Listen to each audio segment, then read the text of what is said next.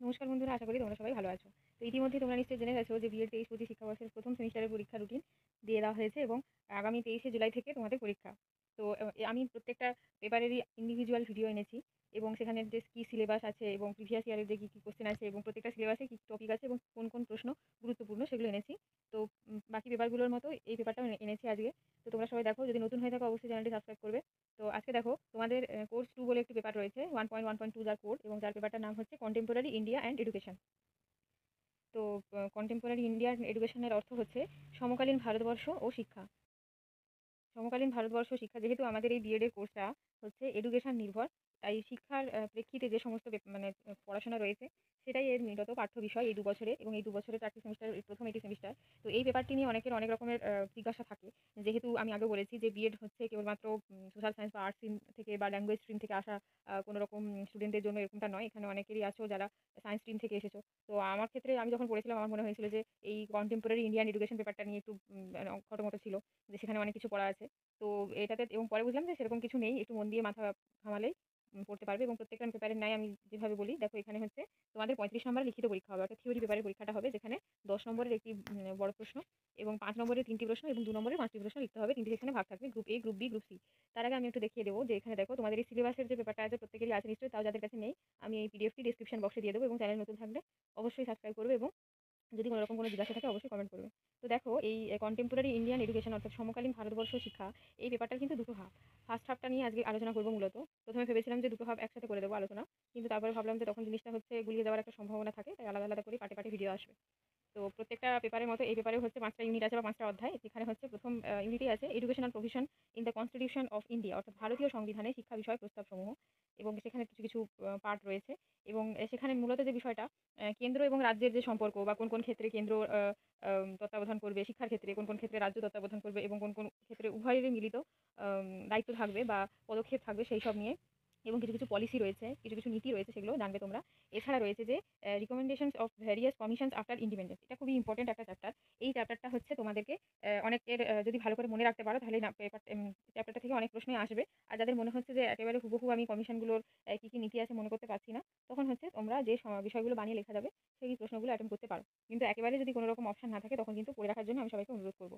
তো এই পেপারের মূলত বিষয় হচ্ছে যে স্বাধীনোত্তর কালে বিভিন্ন শিক্ষা কমিশনের সুপারিশসমূহ, সেখানে কী কী কমিশনগুলো আছে। দ্য ইন্ডিয়ান ইউনিভার্সিটি কমিশন, এবং প্রত্যেকটা হচ্ছে সাল দেওয়া আছে। Secondary education commission, Indian commission, education commission, national policy of education. এবং এখানে এই কমিশনগুলোর আলাদা আলাদা নাম আছে, তার মধ্যে মুদালিয়ার কমিশন, রাধাকৃষ্ণন কমিশন। ঠিক আছে, এই জিনিসগুলো তোমরা পড়বে আরও ডিটেলসে। সেগুলো যখন এই চ্যাপ্টারটা আলোচনা করবো তখন তোমরা দেখতে পাবে। এখন শর্টে বলছি, ইউনিট 3-তে দেখো equalisation and universalisation of elementary and secondary education, অর্থাৎ শিক্ষার সমসুযোগ, সর্বজনীন প্রারম্ভিক শিক্ষা এবং সর্বজনীন মাধ্যমিক শিক্ষা সম্পর্কে আলোচনা করা হয়েছে। তারপর ইউনিট 4-এ আছে inequality, discrimination and marginalisation in education, অর্থাৎ শিক্ষায় অসমতা, বৈষম্য এবং প্রান্তিকীকরণ। সেখানে সেখানে হচ্ছে তোমার দেখো, উম, সেখানে হচ্ছে কি বলা যায়, অনেক কিছু রয়েছে, সেগুলো তোমরা পড়বে। জাস্ট কয়েকটা ইউনিট দেওয়া আছে, কনসেপ্ট, কজেস, প্রবাবেল সলিউশন, অর্থাৎ সম্ভাব্য সমস্যার সমাধান কী কী আছে এগুলোই। এছাড়া তারপরে রয়েছে ন্যাশনাল ভ্যালুজ, অর্থাৎ জাতীয় মূল্যবোধ এবং সমকালীন বিষয়সমূহের প্রাসঙ্গিকতা। এইসব জায়গা থেকে আমি বলবো যে শর্ট প্রশ্ন যদি আসে সেগুলো কিন্তু তোমাদেরকে লেখার জন্য ডিটেলসে পড়তে হবে, না হলে সেভাবে লেখা যায় না।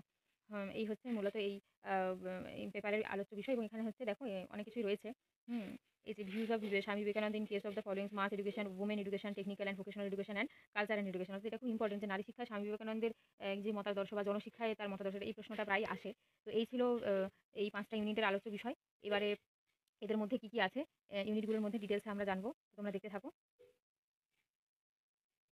তো দেখো, এখানে তোমরা দেখতে পাচ্ছ যে চলে এসেছি সমকালীন ভারতবর্ষ শিক্ষার যে প্রথম ইউনিটটা আছে সেটারই। আমি তোমাদের মনে হতে পারে যে কোন বইটা থেকে করছি, তো অনেকেরই স্কলার বা স্ক্যানার যে কোনো যেটা পছন্দ সেটাই পড়তে পারো, বা অনেকের কলেজের লাইব্রেরি থেকেও বই তুলে পড়তে পারো, তাতে অসুবিধা কিছু নেই। তাতে বই থেকে পড়লে আমার মনে হয় সুবিধা, তবে সময় যেহেতু কম আছে তাই এইভাবে পড়াই আমার মনে হয় মানে সবার জন্য ভেবে এইভাবে নিয়ে আসা, নাহলে বই থেকেও তোমরা পড়তে পারো, কোনো রকম অসুবিধা নেই। তো দেখো এখানে হচ্ছে প্রথম যে প্রশ্নটা আছে, রাষ্ট্র পরিচালনার যে কোনো দুটি নির্দেশাত্মক নীতি লিখুন। এই প্রশ্নটা খুবই ইম্পর্টেন্ট। এটা দেখতে পাচ্ছ 2019 সালে এসেছে, এবং প্রত্যেকবারে আমি যে কথাটা বলি যে আপডেটেড ভার্সনের স্ক্যানার বা স্কলার হচ্ছে তোমরা পিডিএফটা হচ্ছে প্রিন্ট করতে পারো বা জেরক্স করতে পারো বা বই কিনতে পারো, কিন্তু কারণ তাতে তোমাদের সুবিধা বেশি। এছাড়া দেখো 45 নম্বর ধারার উল্লেখগুলো কেউ করুন। এখানে একটা প্রশ্ন আসে, অবৈতনিক এবং বাধ্যতামূলক শিক্ষার জন্য গৃহীত ব্যবস্থা। এই প্রশ্নটা সচরাচর খুঁজে পাওয়া যায় না, এটা একটু ঘুরিয়ে দেওয়া আছে, এই জন্য তোমাদেরকে বলা। তারপরে দেখো মৌলিক অধিকার এবং মৌলিক কর্তব্যের মূল পার্থক্যগুলি কি, এটা খুব ইম্পর্টেন্ট একটা প্রশ্ন। এটা হচ্ছে সংবিধান নির্ভর একটা প্রশ্ন। মৌলিক অধিকার এবং মৌলিক কর্তব্যের মধ্যে কি পার্থক্য, এখানে দুটো আলাদা করে দেওয়া আছে। এখানে এই দুটো পড়লে তোমাদের এই মৌলিক অধিকার এবং মৌলিক কর্তব্য সংজ্ঞাগুলো কি সেটা তোমরা জানতে পারবে। তারপরে হচ্ছে সংবিধানের প্রস্তাবনা, এই প্রশ্নটা অতটা আসে না, তা তোমরা দেখতে পারো। এছাড়া এর পরের প্রশ্নটা যেটা ইম্পর্টেন্ট প্রশ্ন, সেটা হচ্ছে ভারতীয় নাগরিকদের মৌলিক অধিকারগুলি কি কি। এবার এখানে হচ্ছে পুরোটাই দেওয়া আছে। তোমরা যদি চাও তাহলে হচ্ছে এখান থেকে অনেক সময় প্রশ্ন আসে যে ধরো যে কোনো 6টি বা যে কোনো 4টি মৌলিক অধিকারের নাম লেখো, তখন সেখান থেকে তোমরা লিখতে পারো। আর এদের ধারাগুলো যদি নাও মনে থাকে, এই যে নামগুলো, যে সাম্যের অধিকার, স্বাধীনতার অধিকার, শোষণের বিরুদ্ধে অধিকার, ধর্মীয় স্বাধীনতার অধিকার, সংস্কৃতি ও শিক্ষা বিষয়ক অধিকার এবং শাসনতান্ত্রিক প্রতিবিধানের অধিকার, এই লেখাগুলো যেন মনে থাকে।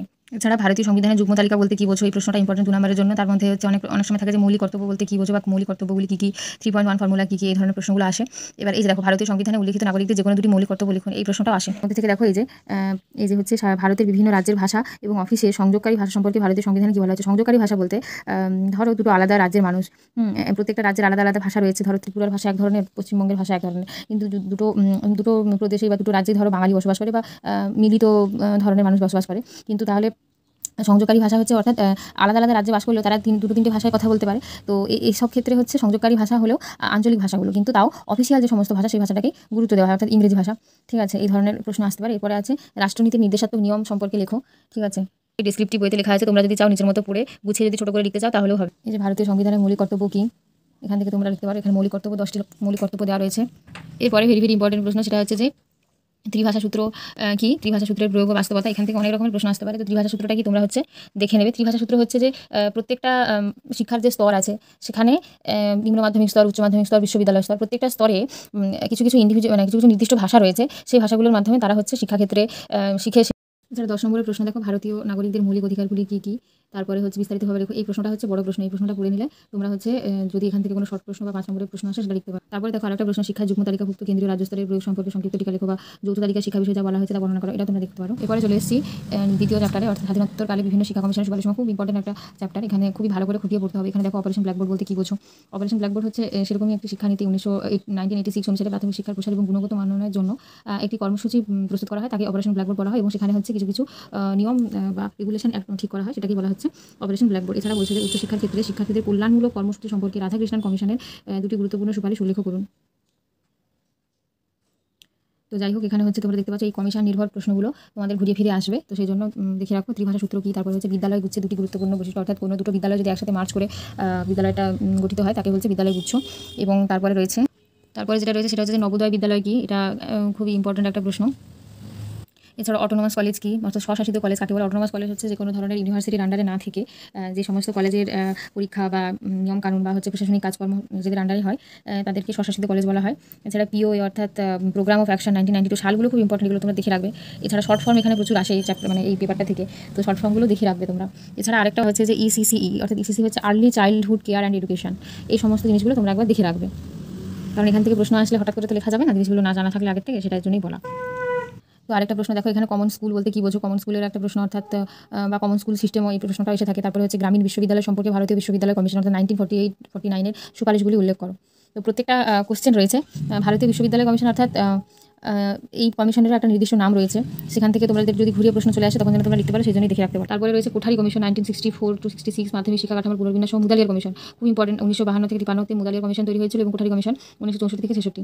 তো সেখান থেকে এখানে বলা হচ্ছে যে মুদালিয়ার কমিশনের যে শিক্ষা কাঠামো এবং তার সাথে কোঠারি কমিশনের যে পুনর্বিন্যাস সহ সেটা লিখতে বলেছে। যাই হোক, দেখো এখানে মুদালিয়ার কমিশনের মাধ্যমিক শিক্ষা কাঠামো, এটা কিন্তু গত বছর এসেছিল এই প্রশ্নটা। তো তোমরা যদি মনে করো আসতে নাও পারে, অসুবিধা নেই, তো একবার দেখে রাখবে, শর্ট প্রশ্ন হিসেবে আসতে পারে, খুব ডিটেলে লেখা আছে। এছাড়া রয়েছে যে স্বশাসিত কলেজ সম্পর্কে অর্থাৎ অটোনোমাস কলেজ সম্পর্কে টিকা, এটা হচ্ছে তোমরা দেখে রাখবে।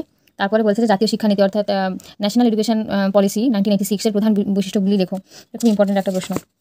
আর এখানে অনেকগুলো প্রশ্ন আছে যেগুলো মনে হচ্ছে যে ইম্পর্টেন্ট, সেগুলো আমি বলছি, নাহলে পুরোটা বলে ভিডিওটা অনেক লেন্দি হয়ে যাবে। নারী শিক্ষা বিষয়ে ভারতীয় বিশ্ববিদ্যালয় কমিশনের সুপারিশগুলি লেখো। এই যে দেখো এখানে তারপরে রয়েছে মুদালিয়ার কমিশনের সুপারিশ অনুযায়ী মাধ্যমিক শিক্ষার লক্ষ্যসমূহ উল্লেখ করো। এই আগের প্রশ্নটা পড়লে এটা লিখতে পারবে।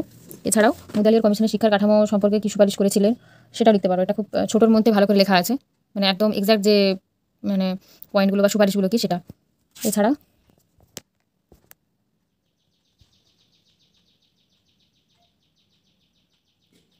আমরা পাঠ্যক্রম সম্পর্কে কোঠারি কমিশনের সুপারিশগুলি কী সুপারিশগুলো কিন্তু মনে রাখবে, কারণ সুপারিশগুলো তো আর বানিয়ে লিখলে হবে না, নিজের একেবারে মানে মেন যে জিনিসগুলো আছে সেগুলো তোমাকে লিখতেই হবে, নাহলে নাম্বারটা কমে। এখানেও দেখো সেই একই কোঠারি কমিশনের সুপারিশের পরে নারী শিক্ষা সম্পর্কে কোঠারি কমিশনের কী কী সুপারিশ রয়েছে সেটা।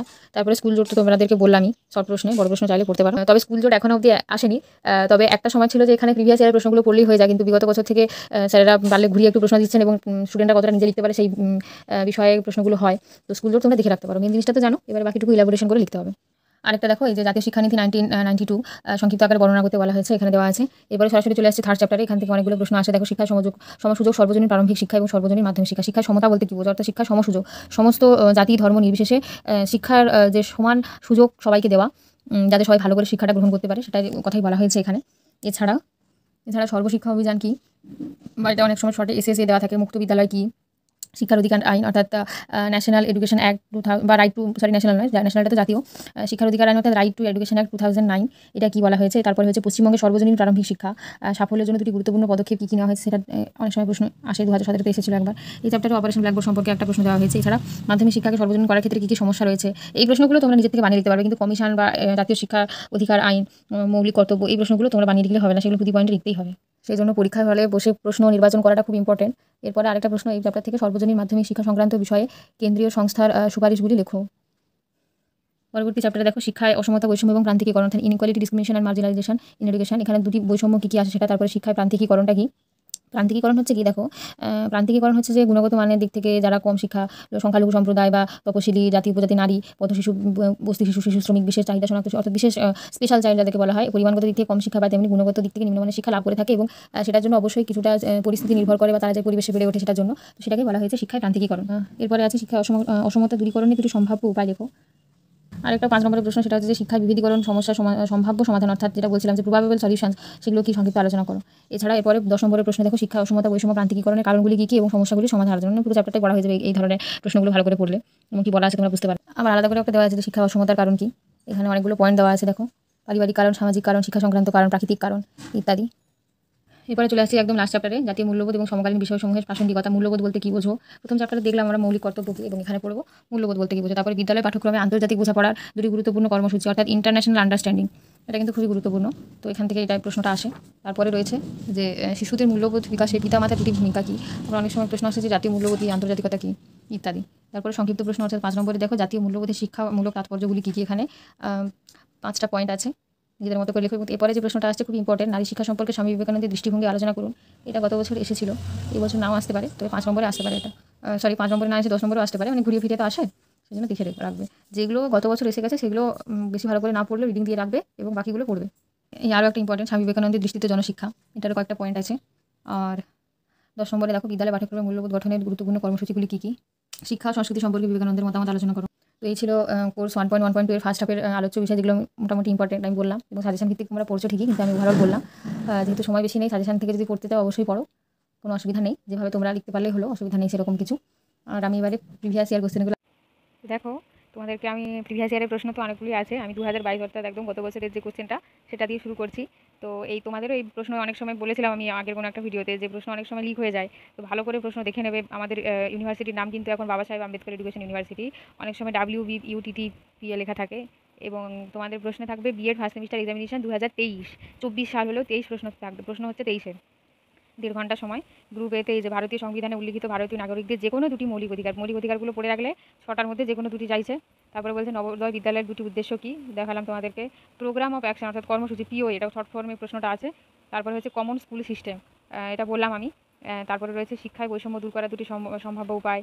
তারপরে হচ্ছে যে ইকুইটি থেকে সমতাকে আলাদা করুন, এই প্রশ্নটা তোমরা পারলে ওই শিক্ষায় যে সমতার যে চ্যাপ্টারটা আছে ওখান থেকে খুঁজে দেখবে।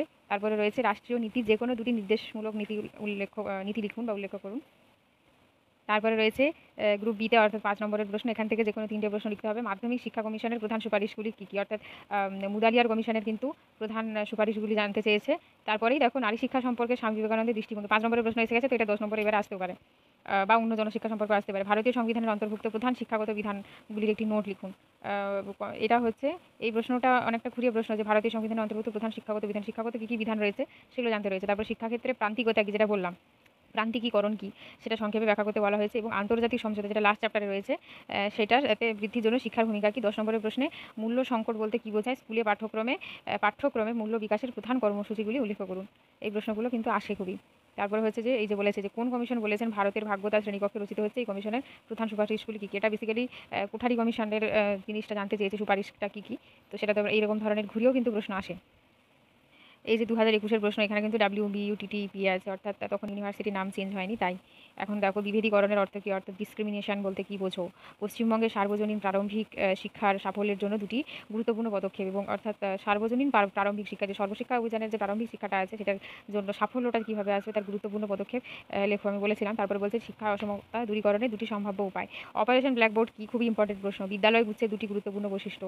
শিক্ষায় প্রান্তিকীকরণ, আবার রিপিট হলো প্রশ্নটা। তারপরে হচ্ছে ভারতীয় সংবিধানে উল্লিখিত নাগরিকদের যে কোনো দুটি মৌলিক কর্তব্য লিখুন।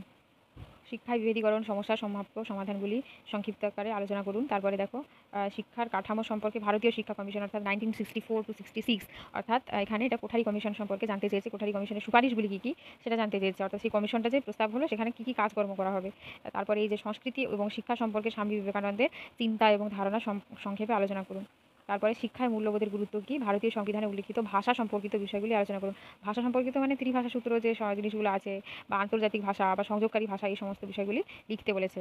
তারপরে গ্রুপ সি হচ্ছে শিক্ষায় যুগ্ম তালিকাভুক্ত কেন্দ্রীয় ও রাজ্য স্তরের প্রয়োগ সম্পর্কে সংক্ষিপ্ত টিকা, এবং 1986 জাতীয় শিক্ষানীতির বিশেষ বৈশিষ্ট্যগুলি আলোচনা করুন। এরপরে 2016-তে এসছে এই যে ভারতীয় সংবিধানের মৌলিক অধিকারগুলি বলতে কী বোঝায়, অবৈতনিক এবং বাধ্যতামূলক প্রারম্ভিক শিক্ষার জন্য ভারতীয় সংবিধানের ব্যবস্থাটি বিবৃত করুন। তারপরে এই যে পাশে পেজ নাম্বারগুলো লেখা আছে, তবে এই নতুন এডিশনের সাথে আই থিঙ্ক মিলবে না। Mention any two major recommendation of Indian university commission, ভারতীয় বিদ্যালয় কমিশন 1948-49-এর যে কোনো দুটি প্রধান সুপারিশগুলি উল্লেখ করুন। বিভেদীকরণের অর্থ কী, পার্থক্য করা বা আলাদা করা। এছাড়া শিক্ষার সমতা বলতে কী বোঝো সেটাও জানতে চেয়েছে। শিক্ষার প্রান্তিকীকরণ, এটা প্রায় বেশিরভাগ ইয়ারই আছে। আর বিভিন্ন প্রকার মূল্যবোধ কী, এই যে এখানে আমার লেখা আছে দেখো, সামাজিক মূল্যবোধ, অর্থনৈতিক মূল্যবোধ, এছাড়া শারীরিক ও বিনোদনমূলক মূল্যবোধ, সৌন্দর্যবোধ, বৌদ্ধিক মূল্যবোধ, ধর্মীয় মূল্যবোধ। 5 নম্বরের প্রশ্ন যেটা আছে সেটা হচ্ছে যে ভারতীয় সংবিধানে নির্দেশমূলক নীতি তাৎপর্য সংক্ষেপে ব্যাখ্যা করুন। এছাড়াও আরেকটা প্রশ্ন সেটা হচ্ছে যে শিক্ষার কাঠামো সম্পর্কে ভারতীয় শিক্ষা কমিশন অর্থাৎ কোঠারি কমিশনের সুপারিশগুলি আলোচনা করুন। সর্বজনীন প্রারম্ভিক শিক্ষা প্রবর্তনের সমস্যাগুলি সমাধান করুন। শিক্ষায় অসমতার কারণ কী কী। এছাড়া শিক্ষায় মূল্যবোধের গুরুত্ব বিশ্লেষণ করুন। এরপরে গ্রুপ সিতে দেখছি সেই একই ন্যাশনাল পলিসি অন এডুকেশন 1986, অর্থাৎ জাতীয় শিক্ষানীতি। এরপরে দেখো জনশিক্ষা এবং স্ত্রী শিক্ষা সম্পর্কে স্বামী বিবেকানন্দের দৃষ্টিভঙ্গি। এরপরে 2017-তে পশ্চিমবঙ্গের সার্বজনীন প্রারম্ভিক শিক্ষা সাফল্যের জন্য দুটি গুরুত্বপূর্ণ পদক্ষেপ। এটা প্রশ্নটা ঘুরিয়ে আসে অনেক সময়। 2017-তে দেখালাম একটু আগে আমি। ভারতীয় সংবিধানের যুগ্ম তালিকা বলতে কী বোঝো। তারপরে রয়েছে ভারতীয় সংবিধানে উল্লিখিত নাগরিকদের যে কোনো দুটি মৌলিক কর্তব্য কী। এই কোঠারি কমিশন সব সুপারিশ তো প্রত্যেকটা ইয়ারই পেয়েছে। 5 নম্বরে আসে, 2022-এ হচ্ছে 10 নম্বরের প্রশ্নটা ঘুরিয়ে চলে এসেছিলো। তারপরে শিক্ষা অসমতা দূরীকরণের সম্ভাব্য উপায়, শিশুদের মূল্যবোধ বিকাশে পিতামাতার দুটি ভূমিকা, অপারেশন ব্ল্যাকবোর্ড কী। এবং এই যে দেখো সুপারিশ হচ্ছে 2 নম্বরেও কিন্তু এসছে, ঠিক আছে, সেটা তখন 2 নম্বরের মতো আসলে গুছিয়ে লিখতে হবে। 5 নম্বরে দেখো ভারতীয় সংবিধানে উল্লিখিত ভাষা সম্পর্কিত বিষয়গুলি আলোচনা করতে বলেছে। প্রোগ্রাম অফ অ্যাকশন অর্থাৎ পিওএ গুরুত্বপূর্ণ সুপারিশগুলি কী কী। সার্বজনীন মাধ্যমিক শিক্ষা ধারণাটি কী ব্যাখ্যা করুন। পিওএ এতক্ষণ আমরা দেখছিলাম 2 নম্বরে এসছে, এবারে 5 নম্বরে চলে আসলো। তারপরে সংস্কৃতি এবং শিক্ষা সম্পর্কে স্বামী বিবেকানন্দের চিন্তা, এটা তো রিপিট হলো। শিক্ষা বিভেদীকরণ সমস্যা সম্ভাব্য সমাধানগুলি সংক্ষিপ্ত আলোচনা করুন। তারপরে এই যে শিক্ষা সমসূচকের প্রধান অন্তরায়গুলি কী, অর্থাৎ বাধাগুলি কী কী এবং তার সম্ভাব্য সমাধান। এই প্রশ্নটা যদি আসে তোমরা নিজেদের মতো করে কিন্তু গুছিয়ে লিখতে পারবে। কিন্তু বাকি ধরবা এই যে জনশিক্ষা বা নারী শিক্ষা সম্পর্কে স্বামী বিবেকানন্দের কী, বা এই যে পরের যে প্রশ্নটা আছে দেখো মূল্যবোধের সংকট কী, বিদ্যালয় পাঠ্যক্রমে মূল্যবোধ গঠনের, এগুলো কিন্তু কর্মসূচি বা সুপারিশ যখন জানতে যাবে তখন কিন্তু 2 পয়েন্টে না লিখলে নাম্বারটা কিন্তু কমে যাবে। তাই 2018-তে দেখো গ্রুপ এতে এসছে এই যে রাধাকৃষ্ণন কমিশনের দুটি গুরুত্বপূর্ণ সুপারিশ উল্লেখ করুন। সালগুলো মনে রাখলেই হবে। রাধাকৃষ্ণন কমিশন হচ্ছে 1948-1949, মুদালিয়ার কমিশন হচ্ছে 1952-53, আর কোঠারি কমিশন হচ্ছে 1964-66।